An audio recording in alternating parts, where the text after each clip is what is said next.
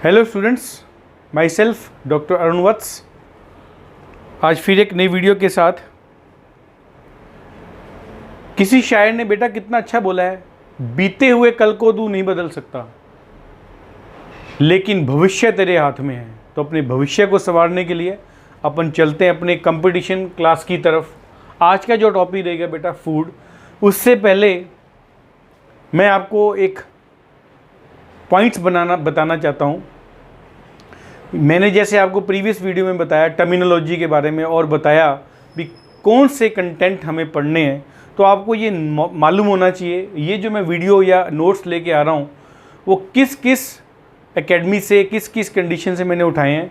तो मैं आपको आज शेयर करना चाहूँगा बेटा आपके पास। इस नोट्सों के अंदर Chanakya academy new Delhi, Rao institute new Delhi, रूप सिंह जी मीणा, उनकी बहुत अच्छे नोट्स हैं जिसको मैंने डाउनलोड किया है, उनकी हेल्प ली है। और एक सम्यक एकेडमी जयपुर है, उनके नोट्सों की हेल्प ली है। और साथ में मैंने कुछ अपने खुद के कंटेंट डाले हैं। तो ये 4 लोगों की हेल्प से मैंने इसको तैयार किया है। तो इस कंटेंट को पढ़ते जाएं। मैं बार बार आपको दावा करता हूँ इससे बाहर कुछ नहीं आएगा बेटा। जैसे अभी मैं आपको एक थ्योरी दे रहा हूँ, जब अपनी थ्योरी काफ़ी हो जाएगी काफ़ी हद तक, उसके बाद अपन क्वेश्चंस पे आएंगे। क्लियर? तो स्टार्ट करते हैं आज का टॉपिक अपना, फूड या आहार। नेचुरली बेटा ये नॉर्मल कंडीशन है, हम पढ़ते आ रहे हैं बचपन से। एक जनरल टॉपिक है, जनरल साइंस का टॉपिक है। एक नॉर्मल इंसान के लिए किस टाइप का फूड होना चाहिए। जैसे आजकल जंक फूड बहुत चल पड़े हैं, मैगी है, नूडल्स है, पास्ता एंड सो ऑन। परंतु हमें अपने एक साइंस के पॉइंट ऑफ से एक फूड के बारे में पता होना चाहिए भी हमारे फूड के अंदर कितने न्यूट्रिएंट्स होने चाहिए, कौन से मिनरल तत्व होने चाहिए, वो पढ़ते हैं। तो जैसे न्यूट्रिएंट की बात करें, पोषक तत्व हमारे फूड के अंदर, वैसे अगर डिस्कस करें तो मुख्य जो है वो 90% और सूक्ष्म मात्रिक जो होते हैं वो 24% के आसपास हमारे मेन एलिमेंट्स होते हैं, न्यूट्रिएंट्स होते हैं। अब मुख्य तत्वों को बल्क एलिमेंट्स भी कह सकते हैं, मेजर भी कह सकते हैं, मैक्रो भी कह सकते हैं। और सूक्ष्म मात्रिक तत्वों को माइनर, माइक्रो, ट्रेड भी कहते हैं। ये क्वेश्चन ट्रेड बहुत बार आया हुआ क्वेश्चन ऑब्जेक्टिव क्वेश्चन के अंदर, याद रखना। सूक्ष्म मात्रिक तत्व को क्या कहते हैं, याद करना, ट्रेड। अब ये फिर पॉइंट्स बन गया नेक्स्ट बेटा। जो हमारी बॉडी के अंदर न्यूट्रिएंट्स होते हैं मेजर, वो 3 टाइप के होते हैं, प्रोटीन, फैट्स एंड कार्बोहाइड्रेट्स। जबकि हमारे ट्रेड या माइनर या मैक्रो होते हैं वो है वाटर, मिनरल्स एंड विटामिन्स। तो बिल्डिंग ब्लॉक का जो काम करेगा वो PFC याद करना है। मैं शॉर्ट फॉर्म में बताता हूँ, PFC। PFC का मतलब होता है प्रोटीन, फैट्स एंड कार्बोहाइड्रेट, याद करना है, ठीक है। तो ये हमारे मेन मेजर एंड माइनर जो एलिमेंट्स होते हैं उसके बारे में। अब आता है संतुलित आहार, बैलेंस डाइट। अपन बोलते हैं ना, कई बार बड़े बुजुर्ग भी कहते हैं अपने को बैलेंस डाइट लेनी बहुत ज़रूरी है। अब बैलेंस डाइट का मतलब क्या क्या होना चाहिए, उसके अंदर मेन कंटेंट क्या क्या होने चाहिए। तो देखिए इसके अंदर पहले इसकी डेफिनेशन के बारे में बात करेंगे। वह भोजन जिसमें शरीर की आवश्यकता अनुसार सभी पोषक तत्व उचित मात्रा में, इस पॉइंट को याद रखना, उचित मात्रा में पोषक तत्व है, परंतु उचित मात्रा नहीं है उसकी, मतलब जो उसकी मात्रा होनी चाहिए वो नहीं है, तो हमारे लिए बेकार है, वो हमारी बैलेंस डाइट नहीं है। जैसे नॉर्मल अगर हम बात करें बैलेंस डाइट के अंदर, तो प्रोटीन 20% होता है, फैट्स जो होता है 20% होता है, कार्बोहाइड्रेट जो है 60% होता है। जैसे अगर बात करें 1/5 है, 1/5 एंड 3/5, मतलब प्रोटीन 20%, फैट्स 20%, कार्बोहाइड्रेट 20%। मतलब एक थाली, जैसे अपन बात करें ना, थाली की बात करें भी, एक थाली है। एक थाली के अंदर जब हम खाना खाते हैं तो उस थाली में प्रोटीन की मात्रा 20%, फैट्स की मात्रा 20% एंड कार्बोहाइड्रेट की मात्रा 60% होनी चाहिए। तो ये आपको एक रोज़मर्रा की ज़िंदगी में भी याद कर सकते हैं, ठीक है। जैसे आप सुबह नाश्ता करते हैं, दोपहर का खाना खाते हैं, रात का भोजन करते हैं, तो उसके अंदर याद करो भोजन करते हुए गुरुजी ने बताया था 20% हमारा प्रोटीन, 20% हमारा फैट्स एंड 60% हमारा कार्बोहाइड्रेट। हो गया याद, क्लियर। अब एक तीनों को हम पढ़ेंगे बार बार से। नंबर 1 पॉइंट करते हैं प्रोटीन।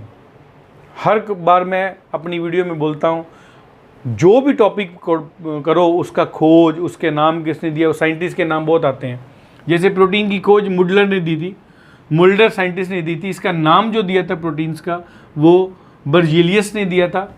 और इसको अर्थ का मतलब है प्रथम स्थान, मतलब बैलेंस डाइट की अगर बात करें तो इसको बैलेंस डाइट में सबसे फर्स्ट दर्जा मिला जाता है या प्रथम स्थान दिया जाता है। Protein is a most important, मतलब protein is a present in the first place में आता है प्रोटीन। अब है क्या, कैसे बनेगा, किस प्रकार बन रहा है प्रोटीन, तो ये लिख दिया, ये अमीनो एसिड के बहुलक होते हैं। बहुलक मैंने पॉलीमर, जैसे बहुत सारे अमीनो एसिड मिलते हैं, साइंस वाले बच्चों को पता है 20 amino acid is equal to 1 protein, ये पॉइंट याद रखना है। तो बहुत सारे अमीनो एसिड मिल गए, उनको उन्होंने बोल दिया एक प्रोटीन, तो याद रखना यहाँ। अब यहाँ मैंने दो बहुत ही बढ़िया एक डेफिनेशन दे दी, बहुत बढ़िया डेफिनेशन है। Short chain of amino acid, अगर अमीनो एसिड की छोटी चेन है उसको बोलते हैं पेप्टाइड, और long chain of amino acid is known as protein. Long chain का मतलब कम से कम बेटा 20 अमीनो एसिड तो होने ही चाहिए, that is the long chain, वो प्रोटीन है। तो जब 20 अमीनो एसिड आपस में जुड़ जाएंगे वो एक प्रकार का प्रोटीन का काम करेगा, ये याद रखना, प्रोटीन बन जाएगा, ठीक है। अब इसके कुछ पॉइंट्स लिख दिए, भी ज़रूरत का है क्योंकि साइंस के बच्चों को नॉलेज होती है, परंतु अपन सबके लिए बात कर रहे हैं। तो ये शरीर के निर्माण पदार्थ होते हैं, मतलब शरीर का जो निर्माण करते हैं वो प्रोटीन का काम है। दूसरा पॉइंट क्या दे दिया, ये टूटे फूटे अंगों की मरम्मत करते हैं। हमारी बॉडी में किसी प्रकार का कोई डैमेज हो जाए या इंटरनल इंजरी हो जाए या आउटर इंजरी हो जाए, किसी प्रकार की प्रॉब्लम आ जाए, तो वहाँ टूटे फूटे अंगों को मरम्मत करने का काम किसका है, प्रोटीन का, ठीक है। तभी अपन देखते हैं कोई पेशेंट होता है, उसको किसी प्रकार की प्रॉब्लम हो जाती है, एक्सीडेंट वगैरह हो जाता है, तो उसको प्रोटीन ज़्यादा दिया जाता है ताकि जो भी उसकी डैमेज हुआ है वो ऑटोमेटिकली जल्दी रिकवरी हो जाए। तीसरा पॉइंट क्या है, ये शारीरिक वृद्धि के लिए भी आवश्यक होते हैं, उत्तरदायी होते हैं। तभी जो बहुत छोटा बच्चा होता है उसकी वृद्धि करनी है, ग्रोथ करनी है, तो मैक्सिमम जो डॉक्टर्स होते हैं वो सलाह दिया जाता है इन बच्चे को प्रोटीन दो। प्रोटीन जितना देंगे, और तभी कहते हैं ना दाल का पानी, जब भी बेबी बड़ा होना शुरू होता है तो उसका जब स्टार्टिंग होती है तो दाल के पानी से होती है, तो दाल का पानी, दाल में प्रोटीन बहुत ज़्यादा है, ठीक है। तो दाल बहुत इंपॉर्टेंट होती है, तो इसलिए आज भी है कई घरों में, मैक्सिमम इंडिया के अंदर तो मैक्सिमम कंडीशन है रात को दाल ही बनती है, बिकॉज प्रोटीन मोस्ट इंपॉर्टेंट है। फोर्थ पॉइंट आएगा, सभी जीवों में प्रोटीन भिन्न भिन्न होते हैं। क्यों होते हैं भी भिन्न भिन्न, ऐसा क्या कारण होता है, तो लिख दिया कारण अमीनो एसिड के क्रम बदलने से। मोस्ट इंपॉर्टेंट पॉइंट, ये छोटे छोटे क्वेश्चन बन गए बेटा आपके, इनमें से बाहर नहीं आएगा क्वेश्चन। अब आपसे क्वेश्चन पूछ लिया, प्रोटीन अलग अलग जीवों में अलग अलग क्यों होते हैं, तो आपने बताना है अमीनो एसिड का क्रम अलग अलग होता है, किसी का अमीनो एसिड पहले जुड़ा हुआ है, किसी का अमीनो एसिड बाद में, परंतु होंगे 20 के 20 अमीनो एसिड ही होंगे, ये भी याद कर लेना। अब क्रम अलग अलग है, कोई अमीनो एसिड 1 नंबर पे जुड़ा हुआ है, कोई अमीनो एसिड 5 नंबर पे, तो वही अमीनो एसिड दूसरे जीव में हो सकता है 2 नंबर पे हो, किसी में 4 नंबर पे हो, इस वजह से उनमें प्रोटीन की जो क्वालिटी है डिफरेंट हो जाएगी। अब मोस्ट इंपॉर्टेंट पॉइंट याद रखना बेटा, सभी प्रोटीन में आवश्यक तत्व जो होते हैं वो 4 हैं, CHON, रिपीट कर रहा हूँ, C मैंने कार्बन, H मैंने हाइड्रोजन, O मैंने ऑक्सीजन, N मैंने nitrogen. Carbon, hydrogen, oxygen and nitrogen. उसके अलावा S और P भी हो सकते हैं, S मैंने सल्फर, P मैंने फॉस्फोरस। तो इट मीन्स मेन जो एलिमेंट्स होते हैं, तत्व होते हैं, वो है carbon, hydrogen, oxygen and nitrogen. उसके अलावा सल्फर और फास्फोरस भी इसमें हो सकते हैं। नेक्स्ट टॉपिक देखते हैं अपन। जैसे मैंने आपको पहले बताया था ना, एक protein is equal to 20 amino acid, मतलब 20 अमीनो एसिड जो मिलकर एक प्रोटीन का निर्माण करते हैं। ये दिमाग में बिठा लो, 20 amino acid is equal to 1 protein. ये पॉइंट्स दिमाग में बैठ जाना चाहिए आपको। ये जरूरी नहीं भी साइंस वाले बच्चों को आता है, उनको दूसरों को सबको आना चाहिए, ठीक है। अब इसमें लिख दिया 20 प्रकार के अमीनो एसिड, 2 अलग अलग भागों में बांट दिया उनको। एक आवश्यक अमीनो एसिड है, एक अनावश्यक है, मतलब एक तो एसेंशियल है, एक नॉन एसेंशियल है। अब लिखो एसेंशियल में क्या होता है, ये अमीनो एसिड भोजन में लेना जरूरी है, मतलब जो भोजन आप खाते हैं उस भोजन के अंदर इस अमीनो एसिड की मात्रा बहुत ज़रूरी होनी चाहिए। और कुल संख्या कितनी, इन 20 में से 10 जो है वो आवश्यक होते हैं। और कौन कौन से हैं याद करना, ये क्वेश्चन बहुत बार आया है, 10 के 10 याद करने की जरूरत नहीं है बेटा। ट्रिप्टोफेन और methionine amino acid is a most important amino acid, essential amino acid के अंदर। अनावश्यक में, जो अनावश्यक नहीं है, वो कहते हैं ये हमारे शरीर में बनते हैं, बाहर से भोजन के रूप में नहीं लेना हमें, ये हमारी बॉडी में ऑटोमेटिक बाई बर्थ बनते रहते हैं। वही पॉइंट, इनकी संख्या 20 में से कितनी है, सिर्फ 10। तो 10 तो है आवश्यक बेटा, जो हमें भोजन के रूप में चाहिए, जो बैलेंस डाइट की बात कर रहे हैं अपन, और 10 जो है अनावश्यक है। मतलब अनावश्यक वर्ड ये बोलो भी अपने बॉडी के अंदर अपने आप बन रहे हैं वो, ठीक है। इनकी संख्या भी 10 की 10 याद नहीं करनी है आपको, साइंस वालों को याद करनी पड़ती है, परंतु अपन जीके की बात कर रहे हैं। तो ग्लाइसिन और टायरोसिन, अब 2 चीज़ें याद करो आप, एसेंशियल अमीनो एसिड, आवश्यक अमीनो एसिड जो भोजन में लेंगे हम लोग खाने के लिए, वो है ट्रिप्टोफेन और मिथोनियोन, और अनावश्यक जो हमारी बॉडी में ऑलरेडी बन रहे हैं वो है ग्लाइसिन एंड टायरोसिन। समय के अनुसार अपने आप बनता रहेगा जहाँ जहाँ इसकी ज़रूरत है। अब आता है, ये क्वेश्चन बहुत बार आया हुआ है, अर्ध आवश्यक अमीनो एसिड, मतलब ऐसे अमीनो एसिड जो आवश्यक भी हैं और नहीं भी हैं, इसलिए ले दिया अर्ध आवश्यक। कौन से हैं, 2 AH के नाम से याद करने हैं, आर्जिनिन और हिस्टीडीन। ये क्वेश्चन बहुत बार आया है, अर्ध आवश्यक अमीनो एसिड का बताओ, 3-4 ऑप्शन दे देगा, आर्जिनिन और हिस्टीडीन ऑप्शन को आपने ढूंढना है। देन आएगा गंधक युक्त अमीनो एसिड, ऐसी अमीनो एसिड जिसमें सल्फर पाया जाता है, सल्फर यानी गंधक, याद करना। इनके भी 2 याद करने हैं नाम, MS मतलब मिथोनियोन और सिस्टीन, मिथोनियोन और सिस्टीन, 2 पॉइंट याद करने हैं आपको। तो ये पॉइंट आ गया बेटा 20 प्रकार के अमीनो एसिड के बारे में। मैक्सिमम जो आप बड़े क्वेश्चन होते हैं IAS RAS के अंदर ये क्वेश्चन पूछे जाते हैं। देन अपन पढ़ेंगे ऐसे कौन से पार्ट हैं और कौन सा उसमें प्रोटीन पाया जाता है। ये कॉमन क्वेश्चन है बेटा, 10 के 10 अच्छी तरह याद कर लेना। ये छोटे कंपटीशन एग्ज़ाम में और बड़े कंपटीशन एग्जाम में सब में मिले जाएंगे। कैसे, देखते हैं, सुनते हैं। स्रोत के पॉइंटों से बात करेंगे, बाल, हेयर, नाखून हमारे नेल्स, खुर जो पशुओं के खुर होते हैं, पशुओं के जो सींग होते हैं, उनमें से हमें मिलेगा केराटिन प्रोटीन, याद रखना। ये क्वेश्चन बन गया आपका। बाल, नाखून, खुर, सींग में से कौन सा प्रोटीन पाया जाता है, तो याद करो इन तीनों में से केराटिन प्रोटीन पाया जाता है, याद रखना। अब आएगा दूध, दूध में कौन सा प्रोटीन मिलता है, याद करना, केसीन मुख्य होता है, लिख दिया 80%, और लेक्ट एल्बुमिन और लेक्ट ग्लोबुलिन जिसको बोलते हैं 20%। याद करो, मैंने शुरू में प्रीवियस वीडियो में बताया था दूध को क्या कहते हैं, लेक्ट, याद करना, वही पॉइंट आ गया। लेक्ट अमीनो एल्बुमिन और लेक्ट ग्लोबुलिन 20% ये होते हैं, ये पॉइंट याद रखना है आपको। तो मेन कौन सा आ गया, कैसीन। फिर क्वेश्चन बन गया दूध में किस प्रकार का प्रोटीन पाया जाता है, तो याद करें मुख्य कैसीन। तीसरा पॉइंट आएगा मानव रक्त में, ह्यूमन ब्लड में और एग में, अंडे में कौन सा होता है, सेम पॉइंट। इसमें मुख्य कौन सा है, एल्बुमिन, और वैसे ग्लोबुलिन भी पाया जाता है, परंतु अपने क्वेश्चन मुख्य में पूछेगा आपसे। क्या क्वेश्चन आएगा, मनुष्य के रक्त में और अंडे में किस प्रकार का प्रोटीन पाया जाता है, तो याद करना एल्बुमिन। देन त्वचा एंड अस्थि में कोलेजन और इलास्टिन, 2 याद करना है, कोलेजन और इलास्टिन। और मोस्ट इंपॉर्टेंट इसमें 2 क्वेश्चन बन गए बेटा, वो पूछेगा मानव में सर्वाधिक प्रोटीन कौन सा पाया जाता है, तो याद रखना बेटा collagen protein is a most important protein. सबसे अधिक प्रोटीन जो होता है वो मनुष्यों में वो कोलेजन प्रोटीन होता है। बन रहा है छोटे छोटे टॉपिक फर्स्ट क्लास जीके के। नंबर 5 पॉइंट, क्लोट, रक्त का थक्का। जब रक्त का थक्का बताता हूँ, जब हमें कोई चोट लग जाती है, चोट लगने पर जब खून बहता है, खून बहने के बाद जब खून बंद हो जाता है, उसके ऊपर एक परत बन जाएगी, जिस घाव पर जो घाव लगा होता है उस पर एक परत बन जाती है, that is known as clot, उसको हम बोलते हैं थक्का। कौन कौन से प्रोटीन, फाइब्रिनोजन और प्रोथ्रोम्बिन प्रोटीन। अब इसको बार बार पढ़ते रहेंगे तभी याद होगा, एक दिन में याद होने वाला नहीं है।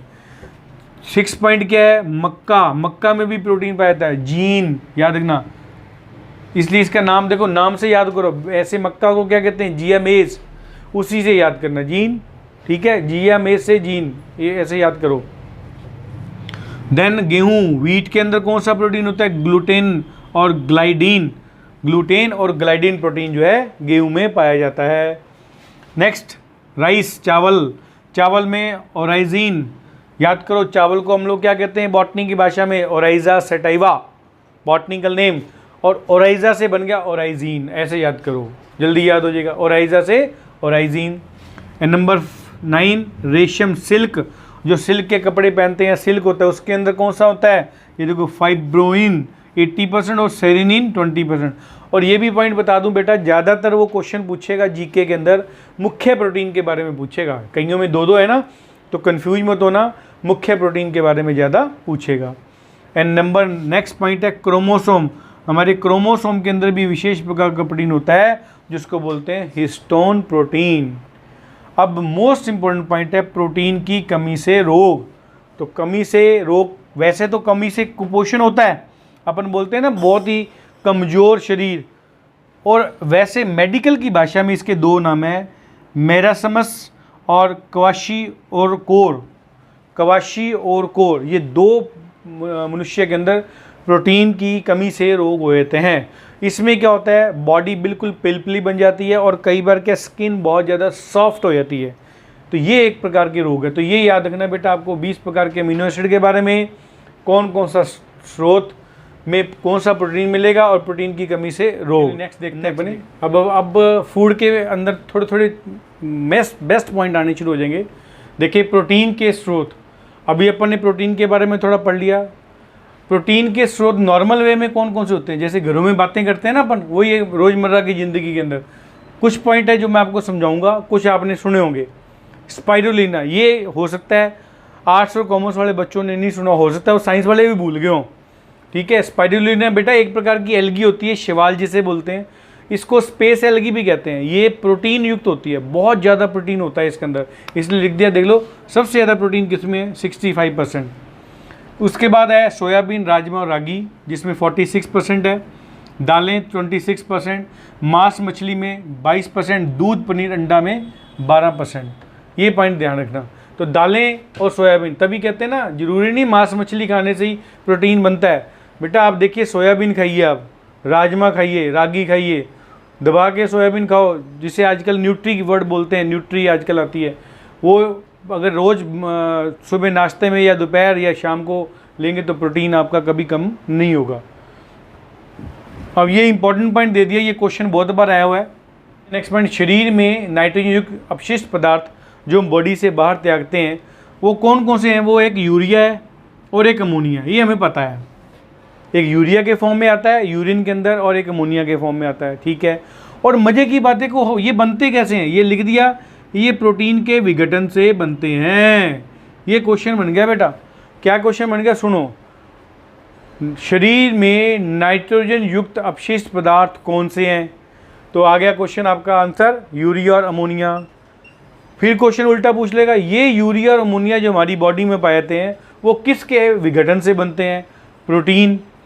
उल्टा क्वेश्चन पूछ लिया, प्रोटीन के विघटन से क्या बनता है, यूरिया और अमोनिया। प्रोटीन के विघटन से क्या बनता है, नाइट्रोजन युक्त अपशिष्ट पदार्थ। देखो एक छोटे से पॉइंट में 4-5 क्वेश्चन बन गए। घुमा फिरा के क्वेश्चन सोचो, आप जब ये नोट्स पढ़ते हो ना, इनको क्वेश्चन सोचो कौन से क्वेश्चन बन सकते हैं। रिपीट कर रहा हूँ, जैसे शरीर में नाइट्रोजन पदार्थ नाम बताओ, सिंपल, यूरिया अमोनिया, एक क्वेश्चन, सुनते रहना, गिनते रहना। दूसरा पॉइंट, ये यूरिया अमोनिया जो है वो किसके विघटन से बनते हैं, प्रोटीन के, दूसरा क्वेश्चन। तीसरा क्वेश्चन क्या है, प्रोटीन के विघटन से क्या बनता है, नाइट्रोजन अपशिष्ट पदार्थ। चौथा पॉइंट क्या हो गया, जो नाइट्रोजन युक्त अपशिष्ट पदार्थ है वो किसके विघटन से बनते हैं, प्रोटीन के। इस प्रकार एक में 4-5 क्वेश्चन घुमा फिरा के देता रहेगा। तो ये तो था बेटा प्रोटीन के बारे में। जीके के अंदर अपने को इतना ही प्रोटीन पढ़ना, इससे ज़्यादा पढ़ने की जरूरत नहीं है। उसके स्रोत पढ़ लो प्रोटीन के, मैं आपको दोबारा बता देता हूँ, आपके नोट्स भी आपके पास पड़े होंगे। इसके अंदर आपने क्या क्या पढ़ लिया प्रोटीन के बारे में बेटा। प्रोटीन के बारे में आपने पढ़ना है, एक तो प्रोटीन बनता कैसे है, किस फॉर्म में बन रहा है, उसकी नेचर क्या है, देन उसके बाद कौन कौन से आवश्यक और अनावश्यक आपके अमीनो एसिड थे, देन उसके बाद अपन ने स्रोत पढ़ा, उस हर एक स्रोतों में प्रोटीन का नाम कौन सा है और प्रोटीन के अंदर विशेष प्रकार के रोग कौन कौन से होते हैं। अब बात करेंगे अपन बेटा कार्बोहाइड्रेट। सामान्य भाषा में कार्बोहाइड्रेट बता देता हूँ, अब जैसे प्रोटीन पता लग गया, दालें हैं, सोयाबीन, राजमा, मांस, मछली, दूध, पनीर, अंडा, स्पाइरुलिना। अब बात कर रहे हैं कार्बोहाइड्रेट की। कार्बोहाइड्रेट मतलब मीठा होगा, पहला पॉइंट तो सुनो, इसको पढ़ने से पहले मेन पॉइंट बता दो। जितना भी मीठे पदार्थ आप खाते हो वो सारे के सारे कार्बोहाइड्रेट हैं। जितने भी मीठे पदार्थ हैं, शहद है, फ्रूट्स हैं, चीनी है, ठीक है, ये सारे मीठे पदार्थ हैं। और मज़े की बात देखो, ये शरीर में ऊर्जा का विकास करते हैं।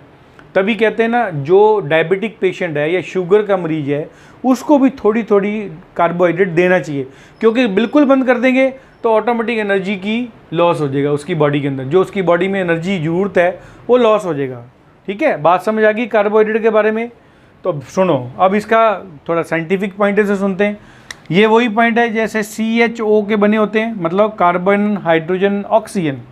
तो हाइड्रोजन और ऑक्सीजन का जो अनुपात होता है इसके अंदर 2:1 होता है, ये याद रखना, ये क्वेश्चन बन गया आपका। अब मुख्य कौन सा कार्बोहाइड्रेट है, वो ग्लूकोज। फार्मूला याद करना है, साइंस वाले बच्चों को मैक्सिमम याद रहता है, C6H12O6, आप भी याद करें इसके अंदर, ठीक है। अब देखो, ये मेन पॉइंट लिख दिया मैंने जो आपको अभी डिस्कस कर रहा था। ये देखो, ये प्रतिदिन शरीर को ऊर्जा प्रदान करते हैं। तो क्वेश्चन बन गया, शरीर को ऊर्जा प्रदान कौन करता है? तो सिंपल पॉइंट, कार्बोहाइड्रेट। आंसर याद कर रहे हैं। इनकी मात्रा फूड में सबसे अधिक होती है। कोई भी फूड खा लो आप, कोई भी। और मज़े की बात देखो, जंक फूड भी आप खाते हैं ना, मतलब मैगी है, पास्ता है, चाउमीन है, सो एंड नूडल्स हैं, उनके अंदर भी आपको फूड में कार्बोहाइड्रेट की मात्रा सबसे अधिक मिलेगी। कितनी? 55 से 60%। मतलब जो आप फूड खा रहे हैं बेटा, उन फूड में 55 से 60% तक कार्बोहाइड्रेट होता ही है।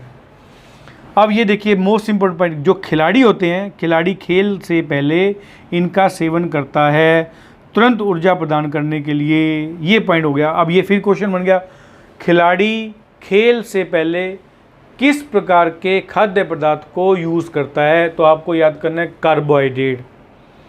और क्वेश्चन बोलो, तुरंत ऊर्जा प्रदान करने के लिए क्या चाहिए? कार्बोहाइड्रेट। बन गया ना क्वेश्चन 2। तुरंत ऊर्जा के लिए कुछ नहीं बोला, खिलाड़ी कुछ नहीं बोला, वो बोला क्वेश्चन के अंदर तुरंत ऊर्जा प्रदान के लिए संतुलित आहार में कौन सा स्रोत है? तो आपको बताना कार्बोहाइड्रेट। तो ये क्वेश्चन आपको ऐसे बनते रहेंगे छोटे छोटे। अब देखो, कार्बोहाइड्रेट कणों में, ये क्वेश्चन बहुत बार आया, बहुत बार। कणों के जमाव से दंत क्रिया होता है, तभी कहते हैं जो भी चीज़ खाते हैं कार्बोहाइड्रेट है ना। अपन ये तो नहीं कि खाली मीठा खाने से आप कुछ भी खा रहे हैं, कुछ भी चबा रहे हैं। अभी मैंने बोला ना, फूड में जो भी फूड आप खाते हैं 55 से 60%। तभी कहते हैं अगर प्रॉपर ब्रश नहीं किया हुआ, प्रॉपर अगर दांत साफ नहीं हो, तो ऑटोमेटिक क्या होगा? दंत क्षय होना शुरू हो जाता है। सबसे मुख्य रोग है ये। अगर हमारी बॉडी में कार्बोहाइड्रेट का जमाव बना रह जाता है तो सबसे पहले शुरुआत जो होती है रोग की, वो होती है दंत क्षय से। याद रखना, ठीक है, इसलिए ये बहुत इंपॉर्टेंट है। अब देखो, जो मैंने आपको भी बताया, सरल कार्बोहाइड्रेट स्वाद में मीठे होते हैं, इन्हें शर्करा या शुगर भी कहते हैं। शुगर का मतलब चीनी से ही नहीं बेटा, शुगर का मतलब चीनी से नहीं है, शुगर का मतलब सभी कार्बोहाइड्रेट। एक रोटी खाते हो उसमें भी शुगर है, सब्जी खाते हो उसमें भी शुगर है, आप चावल खाते हो उसमें भी शुगर है, जो भी चीज़ खा रहे हो वो शुगर है। ठीक है, चीनी को अपन शुगर कह देते हैं, परंतु जो भी पदार्थ आप खा रहे हो, खाद्य पदार्थ, वो एक प्रकार का कार्बोहाइड्रेट है, शुगर है। अब आएगा कार्बोहाइड्रेट के स्रोत। देखो, पता होना चाहिए किस किस में। जैसे मैंने अभी बताया आपको, मीठा होता है ना सारा, तो अनाज, ये देखो अनाज में गेहूँ, जौ, मक्का, चावल, ये सब में कार्बोहाइड्रेट होता है।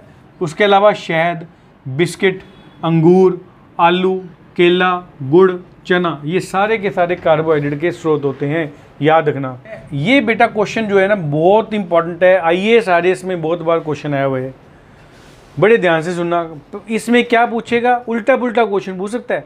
या तो वो पूछ लेगा कार्बोहाइड्रेट, ग्लूकोज को सामान्य नाम बताओ। इसमें वही पॉइंट है बेटा, जिसमें कार्बोहाइड्रेट दे दिए मैंने नाम, और इनके सामान्य नाम बता दिए। ग्लूकोज को रक्त या सरल शर्करा भी कहते हैं, सुक्रोज, प्रतीप, ईशु, व्यापारिक और टेबल शर्करा भी कहते हैं। ये नाम याद करने हैं। फ्रुक्टोज, सबसे मीठी शर्करा, शहद और फल इसको कहते हैं।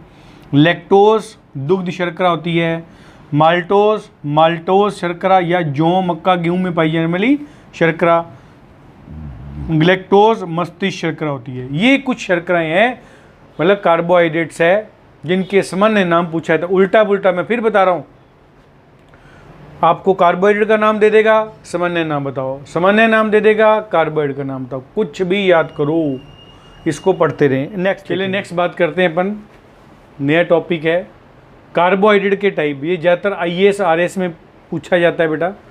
इसके 3 टाइप होते हैं, मोनोसैकेराइड, डाइसैकेराइड और पॉलीसैकेराइड। है क्या चीज़? जब एक ही अणु मिलकर बने मोनोसैकेराइड, 2 अणु मिलकर बने डाइसैकेराइड, 2 से ज़्यादा बने तो पॉलीसैकेराइड। आपको केवल नाम याद करना है, केवल उन बच्चों के लिए ज़्यादा इंपॉर्टेंट है बेटा ये टॉपिक जो जिनका टारगेट IAS RS है। मोनोसैकेराइड का एग्जाम्पल क्या है? ग्लूकोज और फ्रक्टोज, इतना याद करना है। डाइसैकेराइड का एग्जाम्पल लैक्टोज, सुक्रोज, माल्टोज। इसी को अभी दोबारा पढ़ लो, जैसे मैंने अभी बताया 2 लैक्टोज, ये देखो माल्टोज किससे मिलकर बना होता है? ग्लूकोज, ग्लूकोज, मतलब ग्लूकोज के 2 अणु मिलकर माल्टोज का निर्माण कर देते हैं। सुक्रोज फिर 2 ग्लूकोज और फ्रुक्टोज से मिलकर बनता है। लैक्टोज ग्लूकोज और ग्लैक्टोज से मिलकर बनता है, तो ये हो गया डाइसैकेराइड। पॉलीसैकेराइड में क्या याद करना है? स्टार्च और सेलुलोज। तो ये एक नाम आपको याद करने हैं, बहुत इंपॉर्टेंट है ये। फिर कॉमन क्वेश्चन है, ये कॉमन है।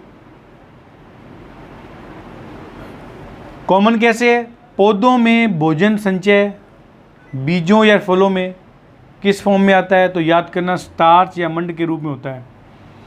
क्या होता है ये? ग्लूकोज का बहुलक होता है। और एक छोटा सा पॉइंट दे दिया, ये तो बहुत बार क्वेश्चन है बेटा, आपने 9th 10th 11 में भी पढ़ा होगा। स्टार्च आयोडीन के साथ क्रिया करके नीला रंग प्रदान देता है। याद करना, स्टार्च आयोडीन के साथ फंक्शन करके क्रिया करके नीला रंग देता है। ये पॉइंट याद रखना आपको।